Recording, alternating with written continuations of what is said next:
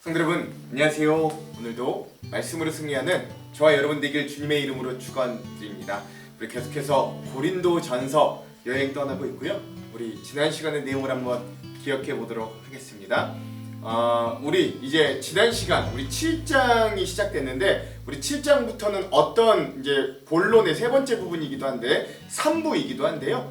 여기는 어떤 이야기들이 펼쳐지냐면 이제 고린도 교회 성도들이 바울이 떠나고 그래서 이제 바울이 떠난 상태에서 이제 같이 신앙생활을 하고 있다가 교회 내 여러 가지 문제들이 발생했던 겁니다.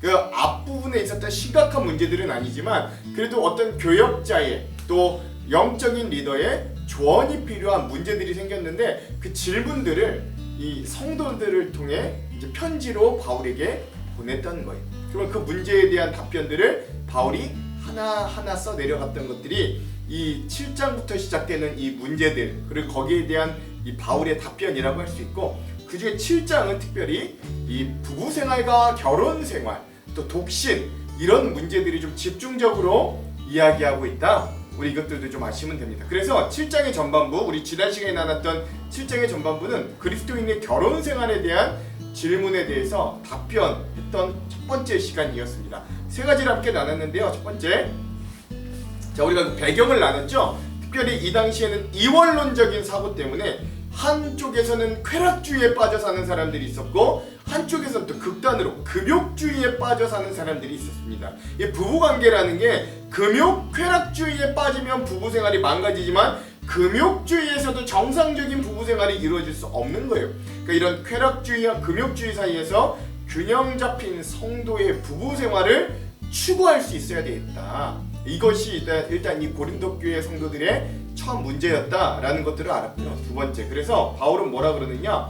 결혼과 독신 문제에 대해 이야기합니다. 특별히 뭐냐? 하나님께서 결혼의 은사를 준 사람들은 결혼 생활을 서로 의무를 다하고 서로가 서로의 주인으로서의 역할을 충실히 행하고 만약에 하나님이 너희에게 독신의 은사를 주었다면 그것도 좋다. 그러니 하나님의 주권적인 은사에 순종하면서 내가 결혼 생활을 하든 독신 생활을 하든 중요한 건 결혼을 하느냐 독신을 하느냐 이게 중요한 게 아니라 주님께 온전히 순종하느냐 주님께서 기뻐하시는 삶을 살아가느냐 그렇지 않느냐가 우리의 결혼 생활이 방해가 되지 않도록 때로는 독신 생활이 방해가 되지 않도록 그런 중심을 잡은 생활을 해라 라고 했던 바울의 답이 있었고요. 먼저 세 번째, 그래서 특별히 부부 생활은 어떻게 해야 되냐면 부부는 서로가 서로에게 의무를 다하여주고 서로의 몸을 서로가 주장하는, 즉 결혼했다면 이제 내 몸이 내 게 아니라 내 몸은 내 상대 배우자가 주장하는 것, 상대 배우자의 몸은 내가 주장하는. 그래서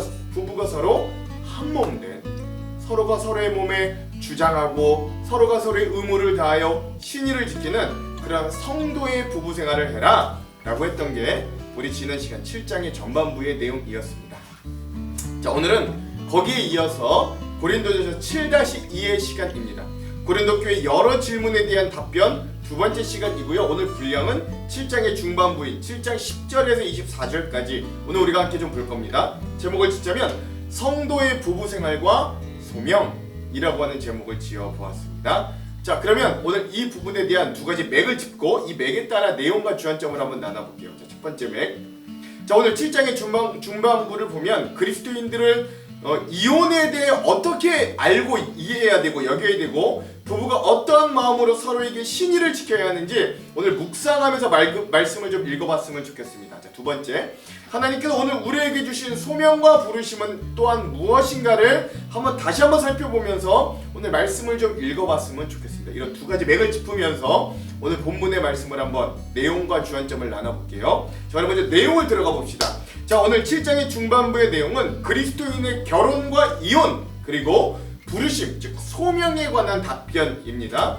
먼저 바울은 기혼자의 이혼 문제에 대해서 이렇게 권면합니다. 이제 이미 결혼한 사람들에게 명령합니다. 이것은 나의 명령이 아니라 주님의 명령입니다. 아내는 남편과 헤어지지 마십시오. 남편과 헤어지는 일이 있게 된다면 결혼하지 말고 그대로 혼자 지내든지 아니면 전 남편과 다시 합쳐야 합니다. 남편 역시 아내를 버려서는 안 됩니다. 그 외의 사람들에게 말합니다. 이건 주님의 말씀이 아니라 내 생각입니다. 어떤 남자 신자에게 믿지 않은 아내가 있는데 그 아내가 남편과 함께 살고 싶어하면 그 아내를 버려서는 안 됩니다. 어떤 여자 신자에게 믿지 않은 남편이 있는데 그 남편이 아내와 함께 살고 싶어하면 그 남편을 버려서도 안 됩니다. 그것은 믿지 않는 남편이 아내를 통해 거룩해지고 믿지 않는 아내가 믿는 남편을 통해 거룩해질 수 있기 때문입니다. 그렇지 못하다면 여러분의 자녀도 깨끗하지 못할 겁니다. 하지만 여러분이 보시다시피 여러분의 자녀는 거룩합니다. 그렇지만 만일 믿지 않는 남편이 헤어지려 하면 그렇게 하도록 하십시오. 믿는 남자나 여자나 그런 상황에서는 상대방에게 얽매일 필요가 없습니다. 하나님께서는 우리를 평화롭게 살게 하려고 부르셨습니다. 아내된 사람이여 그대가 남편을 구원할지 어떻게 알겠습니까? 남편 된 사람이여 그대가 아내를 구원할지 어떻게 알겠습니까? 라고 하는 겁니다.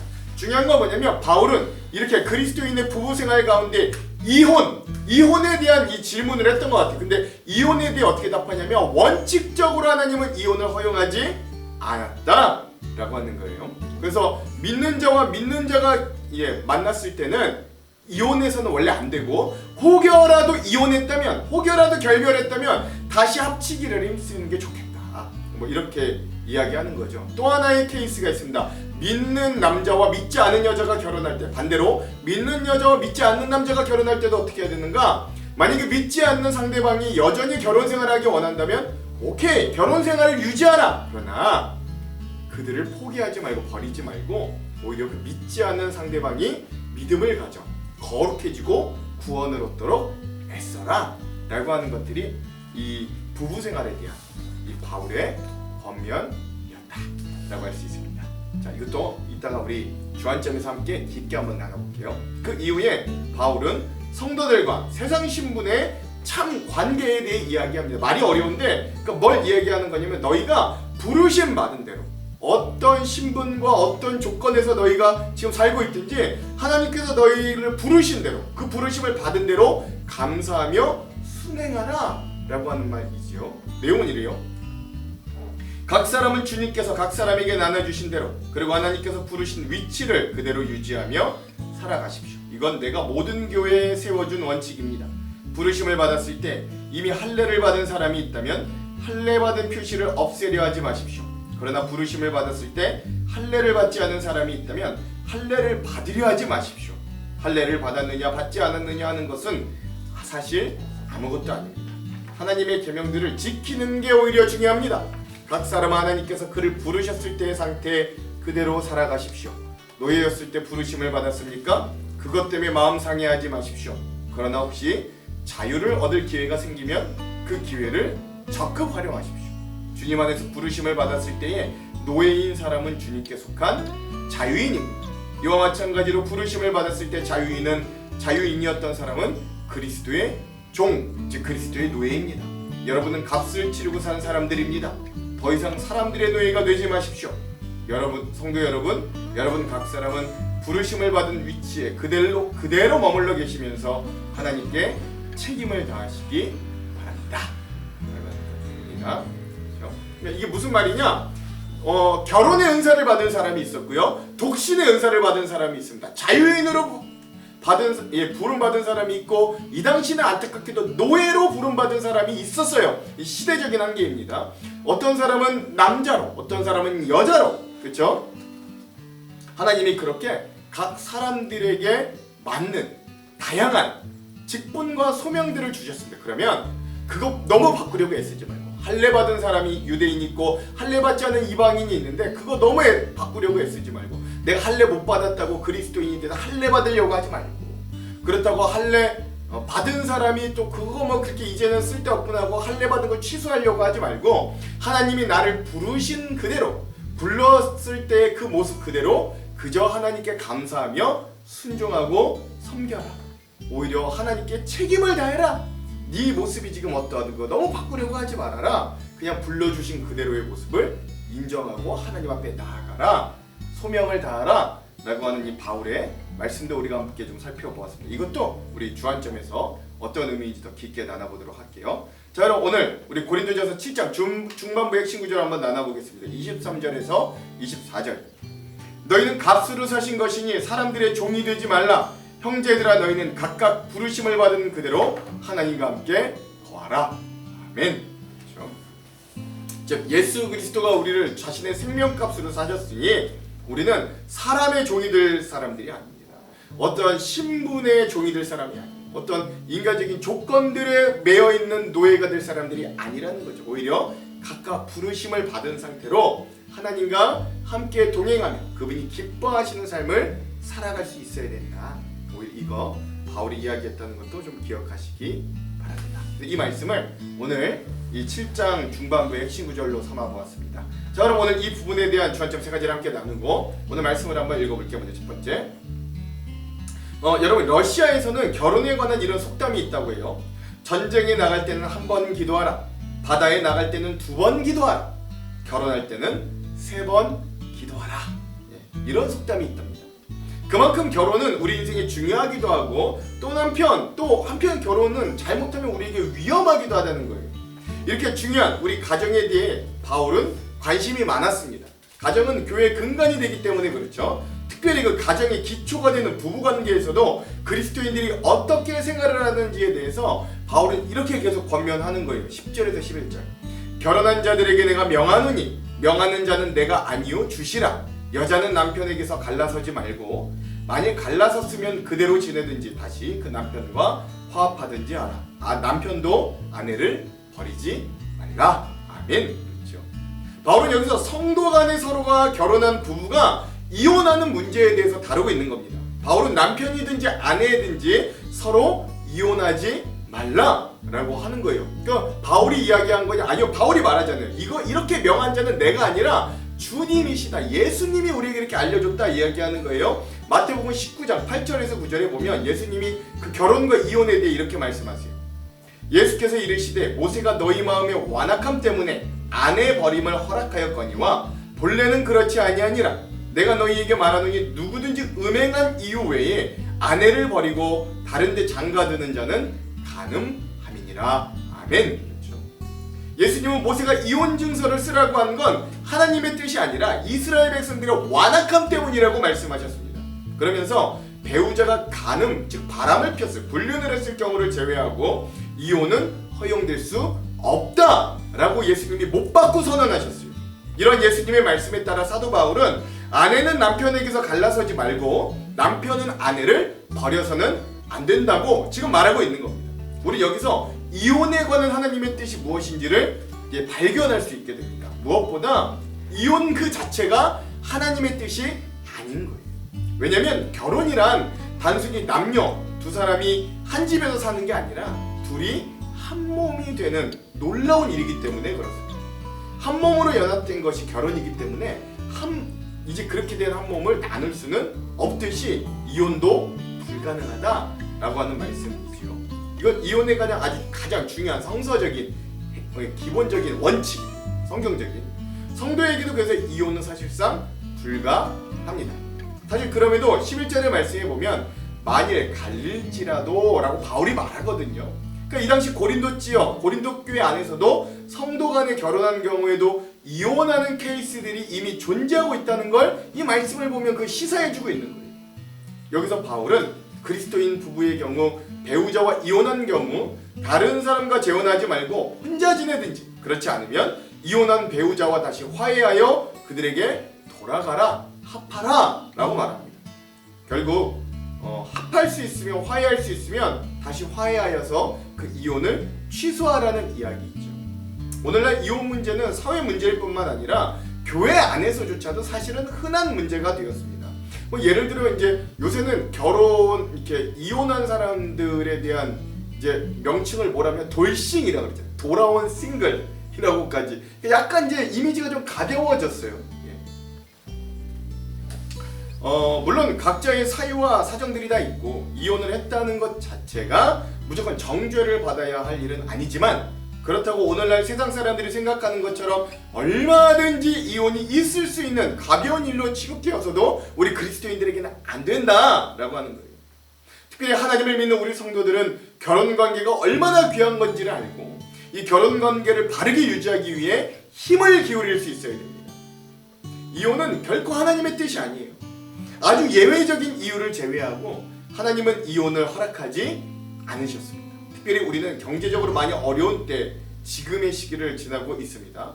그래서 여러분, 통계에 의하면 과거에는 이혼의 가장 큰 이유가 몇십 년 똑같았죠. 성격 차이가 가장 큰 이유였는데 지금은 경제적인 어려움도 그에 못지않은 이유라고 합니다. 먹고 사는 게 힘들어서 이혼하는 경우가 많아졌다는 거죠. 이런 세태 속에 하나님을 믿는 우리들은 성경이 허락하는 경우, 믿는 우리들은 성경이 허락하는 경우가 아니라면 이혼을 쉽게 결정하는 일이 없어야 됩니다. 결혼은 당사자들의 선택 이전에 하나님이 짝지어 주심이 있어서 이루어진 것임을 인정할 수 있는 믿음이 필요합니다. 내가 콩깍지 씌어서 내가 사랑해서 결혼한 거라고 생각할 수 있지만 아니요, 하나님이 짝지어 주신 거예요. 그리고 하나님은 그 두 사람이 결혼할 때 더 이상 그게 둘이 아니라 한 몸이 된다고 말씀하셨어요.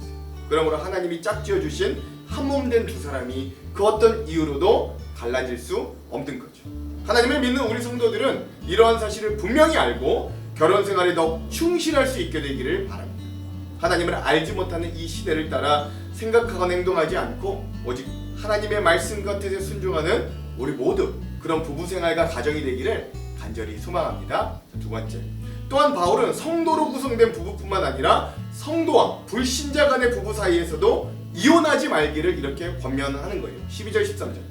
그 나머지 사람들에게 내가 말하노니 이는 주의 명령이 아니라 만일 어떤 형제에게 믿지 아니하는 아내가 있어 남편과 함께 살기를 좋아하거든 그를 버리지 말며 어떤 여자에게 믿지 아니하는 남편이 있어 아내와 함께 살기를 좋아하거든 그 남편을 버리지 말라. 아멘. 그렇죠. 왜 신자는 믿지 않는 배우자에게 이혼을 요구해서는 안 될까요? 그건 우리가 가진 믿음으로 말미암아, 즉 믿음을 가진 배우자로 말미암아 믿지 않는 배우자가 거룩해지고 구원을 얻을 수 있기 때문입니다. 다시 말하면 믿는 남편을 통해 믿지 않던 아내가 복음을 듣고 구원을 받을 수 있게 되고, 또는 반대로 믿는 아내를 통해 믿지 않는 남편이 구원받게 될 수도 있기 때문입니다. 우리 수많은 간증을 보면 그런 일들이 너무나도 많은 거예요. 사실 전통적인 이스라엘 사람들은 하나님을 믿지 않는 사람과는 상종도 하지 않았고 이방인과 불신자들과는 결혼 생활한다는 건 꿈도 꾸지 못할 일들이었어요. 왜냐하면 그들과 결혼하면, 그러니까 믿지 않는 자들과 결혼하면 자신도 그들과 같이 부정해진다고 여겼기 때문입니다. 그러나 예수 그리스도를 믿는 그리스도인들의 그런 성별의, 거룩의 개념은 달라졌어요. 그건 예수님 안에 있는 거룩은 속된 것으로부터 멀어지는 게 아니라 오히려 속된 것을 거룩하게 변화시키는 그런 거룩, 전염성 있는 거룩이라는 사실이에요. 즉 예수님의 거룩은 더러운 것을 피해서 얻게 되는 거룩이 아니라 더러운 것을 깨끗하게 변화시키는 거룩이다 라고 할 수 있습니다. 예수님은 거룩이 전염되는 것임을 우리들에게 알려주시는 것입니다. 이렇게 말씀해요. 14절 16절. 믿지 아니하는 남편이 아내로 말미암아 거룩하게 되고 믿지 아니하는 아내가 남편으로 말미암아 거룩하게 되나니 그렇지 아니하면 너희 자녀도 깨끗하지 못하리라. 그러나 이제 거룩하니라. 아내 된 자여 내가 남편을 구원할는지 어찌할 수 있으며 남편 된 자여 내가 내 아내를 구원할는지 어찌할 수 있으리요. 아멘. 그렇죠. 사랑하는 성도 여러분, 이것은 오늘 우리에게도 마찬가지입니다. 여러분의 배우자가 아직 믿지 않는다면, 여러분들의 자녀들이 아직 믿지 않는다면 하나님께서 믿는 여러분을 통해 복음을 전염시킬 거라는 사실을 기억하시기 바랍니다. 우리가 하나님 앞에 성도답게 살아갈 때 우리의 삶을 통해 복음이 전염되는 역사가 우리 가정 내에도 일어나게 될 겁니다. 우리의 착한 말과 행실을 통해 믿지 않는 가족들이, 또한 이웃들이 하나님을 보게 되고 믿게 되는 역사가 일어나게 될 겁니다. 아멘이죠. 이것이 하나님께서 믿지 않는 가정 가운데 우리를 먼저 불러주신 이유라는 사실을 꼭 기억할 수 있어야 돼요. 물론 모든 가족이 다 예수님을 믿는 가정 속에 산다면 그것보다 복된 일이 없을 겁니다. 하지만 그렇지 않고 나 혼자만 믿음을 갖고 있다 할지라도 여러분 너무 실망하지 마십시오. 오히려 하나님께서 우리를 복음을 전염시키는 사람들로 그 가정에 먼저 세우셨다는 걸 꼭 기억하시기 바랍니다. 우리를 통해 배우자가, 또 자녀가, 이웃들이 주님 앞에 돌아오게 된다면 그보다도 복되고 감사한 일이 없을 겁니다. 그러므로 먼저 믿는 자 된 우리들은 예수 믿는 사람들을 대표하여 이 복음을 가족과 이웃들에게 전염시키는 삶을 살려고 애써야 되는 거예요. 하나님께서 거룩을 전염시키고 복음을 전하기 위해서 우리를 믿지 않는 가정에 두셨다는 사실을 믿고 우리 모두가 복음의 향기를 드러내는 삶을 살아갈 수 있기를 바랍니다. 오늘 우리는 말씀을 통해서 결혼과 독신, 이혼에 관해 살펴보았습니다. 이 모든 것들을 이 세상 사람들처럼 생각하지 말고 하나님의 말씀을 따라 생각하며 순종하는 우리 모두가 되기를 바랍니다. 하나님께서 우리 모두에게 주신 가정을 소중하게 지키며 믿지 않는 가족에게 복음을 전염하는 삶을 살아가는 우리 모두가 될 수 있기를 다시 한번 바랍니다. 하나님께서 우리 가정을 지키시고 은혜를 주셔서 모든 문제를 이기며 사랑과 평안이 넘치는 가족으로 세워주시기를 간절히 축원합니다. 자, 마지막 세 번째.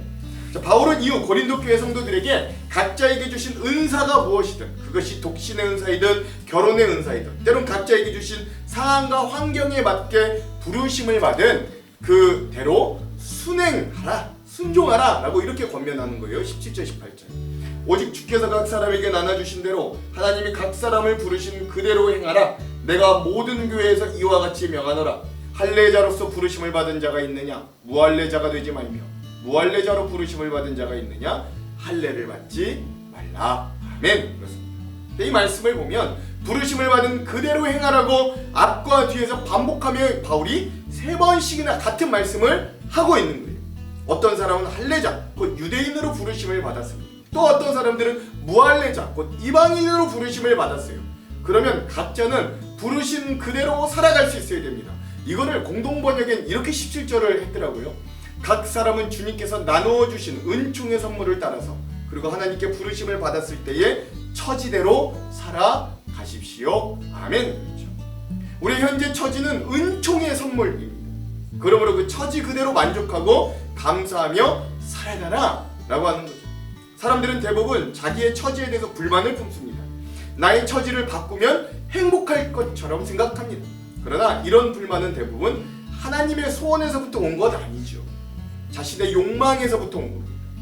우리의 처지를 바꾸려 하지 말고 우리의 욕심을 회개하고 하나님의 선택과 부르심을 그대로 인정하고 감사해야 되는 거예요. 나의 외모, 내 지식, 내 능력, 내 재산, 지금 내가 가지고 있는 상황과 환경, 내가 도저히 내 힘으로는 바꿀 수 없이 이미 받은 것들에 대해선 감사하고 자족할 수 있어야 된다는 거죠. 그럼에도 우리는 다른 사람들과 비교하지 말아야 되는 걸 알면서도 끊임없이 타인들과 나를 비교합니다. 이는 자신을 불행하게 하고 자신을 피곤하게 만드는 거죠. 우리는 어떤 사람과도 다르게 만들어졌습니다. 우리는 서로 다르다는 걸 인정하고 하나님 앞에서 고유한 자신을 발견할 때만이 진짜 행복을 누릴 수 있는 거예요. 할례자는 할례자대로, 무할례자는 무할례자대로 다르다는 걸 인정하고 조화를 이루며 공존할 수 있어야 됩니다. 심지어 바울은 그리스도인이 노예로 살지라도 자유인과 같이 될 수 있다는 걸 이렇게 이야기해요. 21절. 내가 종으로 있을 때 부르심을 받았느냐? 염려하지 말라. 그러나 내가 자유롭게 될 수 있거든 그것을 이용하라. 아멘. 이 당시 이 고린도라고 하는 도시의 인구 중에 약 30%에서 40%가 노예 신분의 사람이었다고 합니다. 그 엄청난 숫자인 거예요. 이를 토대로 고린도 교회 성도들 가운데 상당수가 노예였다라는 걸 우리가 좀 유추해 볼 수 있습니다. 바울은 비록 노예 신분으로 그리스도인이 된 사람이 있다 할지라도 그 고린도 교회도 그런 사람 많았을 거예요. 그가 그리스도인으로서 예수님을 섬기며 살아가는데 큰 문제가 되지 않는다라는 걸 말해주는 겁니다. 하지만 바울은 만일 어떤 이에게 노예 신분을 벗어나 자유인이 될 수 있는 기회가 있다면 그 기회를 적극적으로 이용하라고 또한 권면해 주는 거죠. 그 이후 23절에 이렇게 이야기해 주는 거예요. 너희는 값으로 사신 것이니 사람들의 종이 되지 말라. 아멘. 예수 그리스도께서 우리를 그의 십자가 죽으심으로 구속해 주셨습니다. 값을 치러 주셨어요. 성도는 그래서 사람의 뜻을 따라 사는 노예가 아니라 하나님의 뜻에 살아갈 수 있는 하나님의 종, 즉 자유인이 되는 것이 하나님께 영광을 돌리며 살 수 있는 기회가 더 많아지게 되는 것입니다. 그래서 사도 바울은 기회가 있다면 노예가 되기보단 자유인이 되라고 권면했던 것이죠. 바울은 이렇게 부르심을 입은 자들에 대한 말씀을 이렇게 결론을 맺기 됩니다. 24절. 형제들아 너희는 각각 부르심을 받은 그대로 하나님과 함께 거하라. 아멘. 그렇죠. 여기 24절에는 여태까지 앞에 나오지 않은 말씀들 중에서 나타나지 않았던 한 가지 내용이 더 추가됩니다. 부르심에 따라라 라고 반복되는 말씀 말고 하나 더 추가되는데 그게 바로 부르심에 거하에 순종하면서 하나님과 함께 거하라 라고 하는 거예요. 여기서 바울이 사용한 함께라는 단어는 그 곁에 있다라는 뜻을 지니기도 합니다. 성도라면 그가 처한 상황이 어떠하든지 하나님 곁에서 하나님과 함께 살아가는 사람이 되어야 한다는 말씀이죠. 사랑하는 성도 여러분, 혹시 내가 지금 처한 상황이나 환경 때문에 하나님을 섬기지 못한다고 원망하거나 불평하고 있지는 않으십니까? 우리는 끊임없이 변화하는 이 세상의 사람들의 상황들에 구애를 받으며 살 존재들이 아니에요. 이미 우린 그런 존재 아닙니다. 어떤 형편이나 상황 속에서도 우리에게 능력 주시는 자 예수 그리스도 안에서 부름받은 하나님의 백성으로서 하나님과 함께하는 삶을 살아갈 수 있어야 됩니다. 그게 존재가 변했지만 그 존재의 변함으로 인해 행위가 변해 삶이 변하는 삶이기 때문입니다. 그리스도인들은 아무도 없는 무인도나 사람들이 바글거리는 도시 속에서도 하나님의 백성으로 살아갈 수 있습니다. 가난하거나 부자이거나 젊거나 나이가 들었거나 병들거나 건강하거나 독신이거나 결혼한 사람이나 풍족한 사람이나 빈곤한 삶이거나 자신의 상황과 처지를 뛰어넘어 하나님을 여전히 섬기며 살아갈 수 있는 사람들입니다. 우리가 여기서 오해하지 말 것은, 그렇다면 하나님 또 이제 부르신 그대로 살라고 하니까 자기 자신을 개발하지 말고 주어진 운명을 숙명으로 받아들이라는 것으로 이 말을 또 곡해하고 오해하면 안 되는 거예요. 바울은 분명 하나님 없는 자신의 욕망과 야망을 꿈꾸지 말고 하나님과 함께 거한 진정한 자기 개발을 이야기하고 있는 거예요. 우리는 사람들과의 관계를 중심으로 나 자신을 발견하지 말고 그리스도를 중심으로 자기 자신이 어떤지를 발견할 수 있어야 됩니다. 사람은 같은 피조물이므로 사람들에게서 나의 참모습을 발견할 수 없는 거예요. 왜곡될 수밖에 없어요. 그래서 우리가 사람들에게 발견된 가치는 다 모두가 상대적입니다. 그리스도 안에서만 진정한 가치를 발견할 수 있는 거예요. 그리스도 안에서만 우리는 진정한 그래서 자유인이 될 수 있습니다. 그러므로 오늘도 우리 각 사람이 처한 상황 속에서 하나님과의 관계를 붙들고 그것을 중심 삼아 내가 하나님의 백성이요 예수 그리스도의 제자요 성령의 전으로 최선을 다해 주님을 기쁘게 하는 삶을 살아갈 수 있는 소명자들, 부르심을 입은 자들, 그런 청지기들이 되는 저와 여러분들이 되기를 주님의 이름으로 축원드립니다. 기도할게요. 하나님, 오늘 우리의 가정이 서로가 서로에게 의무를 다하며 하나님이 한 몸으로 맺어주신 것 나누지 않는 서로 합력하여 선을 이루는 가정 되기 원합니다. 특별히 믿지 않는 가족 구성원이 있는 가정들을 기억하여 주셔서 그 가정에 믿지 않는 자들을 주님의 품으로 돌려주셔서 우리의 거룩이 전염되고 우리의 구원이 그들에게도 전파되고 그래야 온 가족과 온 가정이 구원하는 놀라운 은혜들이 우리 가정 가운데 넘치도록 인도하여 주시옵소서. 오늘도 우리에게 주신 사명과 소명대로 최선을 다해 살게 하시고 그것에서 의미와 가치를 주님이 주신 삶의 의미들을 발견하며 행복한 의미 풍성한 인생들이 다 될 수 있도록 우리를 또한 축복하여 주시옵소서. 말씀 가운데 그런 은혜를 발견하게 하실 주님을 기대하며 예수님 이름으로 기도합니다. 아멘. 그럼 사랑하는 성도 여러분, 오늘 하루도 말씀으로 승리하십시오. 사랑하고 축복합니다. 화이팅! 결혼한 자들에게 내가 명하노니 명하는 자는 내가 아니요 주시라. 여자는 남편에게서 갈라서지 말고 만일 갈라섰으면 그대로 지내든지 다시 그 남편과 화합하든지 하라. 남편도 아내를 버리지 말라. 그 나머지 사람들에게 내가 말하노니 이는 주의 명령이 아니라. 만일 어떤 형제에게 믿지 아니하는 아내가 있어 남편과 함께 살기를 좋아하거든 그를 버리지 말며 어떤 여자에게 믿지 아니하는 남편이 있어 아내와 함께 살기를 좋아하거든 그 남편을 버리지 말라. 믿지 아니하는 남편이 아내로 말미암아 거룩하게 되고 믿지 아니하는 아내가 남편으로 말미암아 거룩하게 되나니 그렇지 아니하면 너희 자녀도 깨끗하지 못하니라. 그러나 이제 거룩하니라. 혹 믿지 아니하는 자가 갈리거든 갈리게 하라.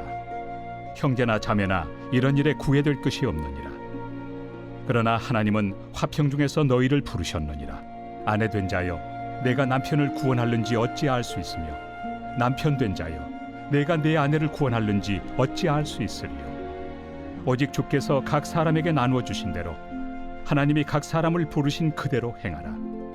내가 모든 교회에서 이와 같이 명하노라. 할례자로서 부르심을 받은 자가 있느냐 무할례자가 되지 말며 무할례자로 부르심을 받은 자가 있느냐 할례를 받지 말라. 할례 받는 것도 아무것도 아니요 할례 받지 아니하는 것도 아무것도 아니로되 오직 하나님의 계명을 지킬 따름이니라. 각 사람은 부르심을 받은 그 부르심 그대로 지내라. 내가 종으로 있을 때 부르심을 받았느냐? 염려하지 말라. 그러나 내가 자유롭게 될 수 있거든 그것을 이용하라. 주 안에서 부르심을 받은 자는 종이라도 주께 속한 자유인이요 또 그와 같이 자유인으로 있을 때 부르심을 받은 자는 그리스도의 종이니라. 너희는 값으로 사신 것이니 사람들의 종이 되지 말라. 형제들아, 너희는 각각 부르심을 받은 그대로 하나님과 함께 거하라.